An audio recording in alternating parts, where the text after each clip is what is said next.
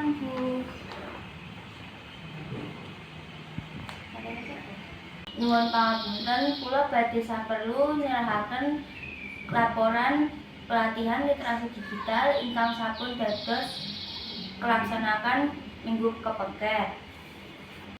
Oh, kegiatan wis rampung to. Inggih Bu, kegiatan punika pelaksanaan kanthi lancar.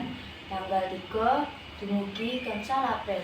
Para siswa kelas 11 ingkang nderek jumlahipun 60 siswa. Kula sampun nyerat laporan ingkang kanthi rinci saha nyitak laporan dokumentasine. Wah, apik tenan. Lah, ana kendala apa ora pas persiapane? Boten kathah Bu, wonten dinten kapisan listrik sempat pecah sawetara.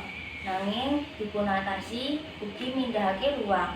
Para siswa ugi aktif lan semangat.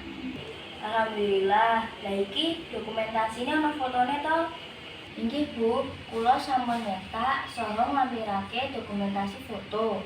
Menawi kersa, file digitalipun ugi kula simpen wonten flash disk. Sip. Lah laporane wis dicetak?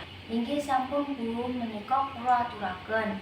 Laporan ugi sampun kula susun miturut format saking kurikulum. Matur nuwun Bu, kegiatan kaya ngene iki penting kanggo siswa, apa meneh saiki wis era digital. Inggih leres Bu, kula maturaken panuwun dumugi panjenengan sampun maringi izin saha dukunganipun. Sami-sami mugi-mugi kedepane bisa dianake meneh kegiatan sing luwih inovatif. Yen perlu ajak kolaborasi karo sekolah liyane. Inggih Bu, menika dados gagasan ingkang sae, kula badhe usulaken wonten rapat guru ingkang ajeng. Wis matur nuwun sanget nggih Bu. Iki laporane tak cek dhisik, yen ora ana revisi baru ditandatangani. Inggih Bu, kula ngaturaken panuwun sanget. Kula pamit riyin.